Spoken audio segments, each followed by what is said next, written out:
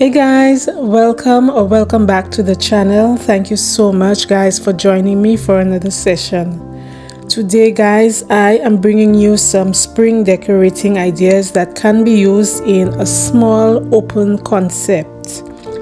So if your home has an open floor plan, or if you are just looking for some spring decorating inspiration for your home, then please keep watching.